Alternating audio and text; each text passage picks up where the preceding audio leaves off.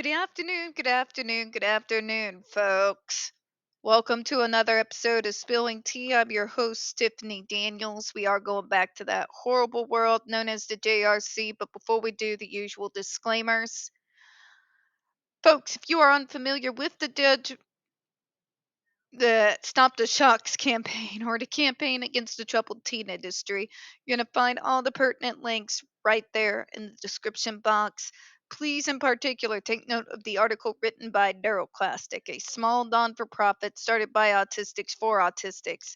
In that article, they interviewed over 900 ABA professionals in regards to the Judge Rotenberg Educational Center's so called behavior modification program. The Judge Rotenberg Center doesn't want you to read that article so much.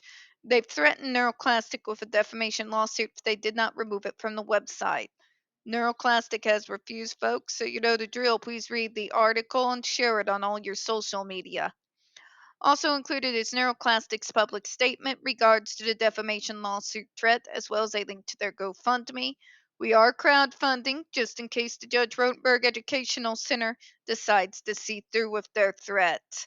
Trigger warning 1. When we discuss places like the Judge Rotenberg Educational Center and Agape Boarding School for Boys, you're going to hear vivid descriptions of and catch clips or surveillance footage of people with mental health issues and disabled people being tortured and abused. If you got young children present, please go ahead and utilize the headphones.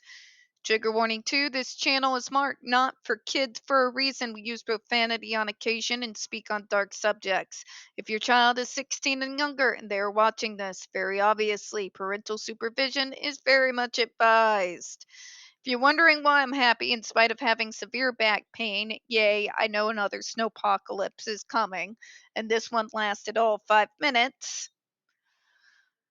God, getting old sucks.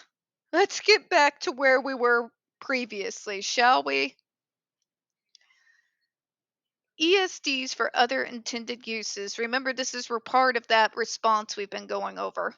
Also differ from ESDs for SI or AB with respect to whether the individual subject to the shocks has control over them as well as control they level of control that they have. Thank you, because the FDA does not buy this concept that the parent's consent is end all be all, especially when we know what the JRC gets up to with their shady methods of obtaining that consent.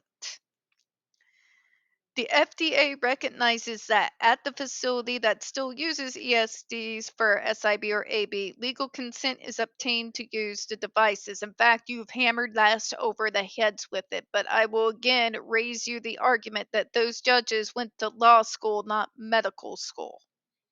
Okay? Just saying. That should speak loudly, but unfortunately it doesn't. Send the meteor already. However, the person who provides legal consent is typically not the person subject to the risks of the use of the device. Thank you! Thank you! Exactly. Parental consent is not the same as I give you my consent. Parental consent is not the same as the individual who's going to be strapped up to this device giving their consent. Period. Period. Period. Let's stop the bullshit, shall we? God. This distinction is significant because consent does not mitigate the risk in that the person subject to the risk has no control over the use of the device. Exactly. The parent is not the one being strapped to the device. The judge is not the person being strapped to the device. They don't have to suffer any ramifications for their absolutely horrific and barbaric decisions. Just like anything else within the medical model, the person who gets to pay the price, you're looking at her. We get to pay the price. Doesn't seem fair, does it? This idea of, well, your consent is not needed because either you're too young or you're too disabled to know what's good for you makes this is why I need a punching bag in the back room with my elliptical and my rower. Just to handle the special amount of rage that that subject brings up in me.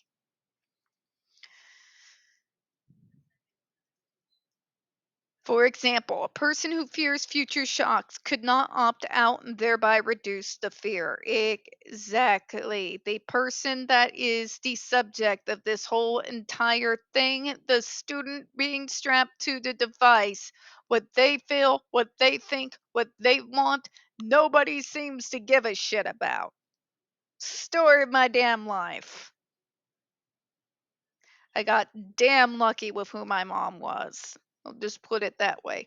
Because nobody else outside of the family, and even some family, gave a shit about what I wanted and where I wanted to go and what I thought and what I would like to contribute to my own treatment program. But that woman put her damn foot down. And when my mom puts her foot down, people jump and stare and basically sit ramrod straight to attention like they just got addressed by a drill sergeant.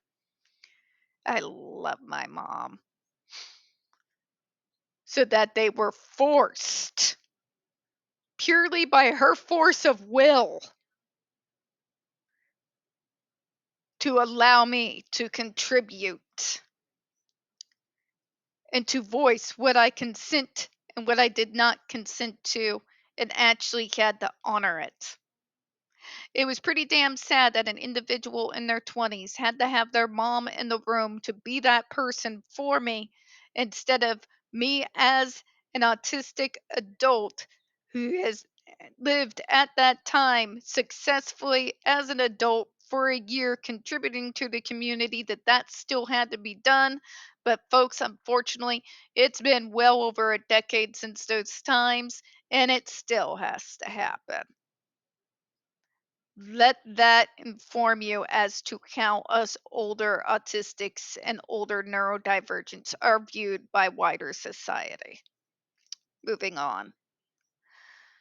FDA is questioning the validity or importance of legal consent, but rather pointing out that legal consent does not eliminate concerns related to shock recipients, communication difficulties, or lack of control over the use of the device on them, nor does the validity of legal consent address the medical issues that forcing someone on this device will inevitably produce down the line because the judge doesn't suffer from third to second degree burns, the consumer does. We're going to close on that, folks. We don't get very many views on this channel. The few that we do get do tend to get removed from time to time. So, folks, please don't forget to hit the like button, hit subscribe, and don't forget to utilize those comments. I do appreciate your time. As always, we here at Spilling Tea hope you have a good one. I will see you in 2 weeks. Bye bye, everyone.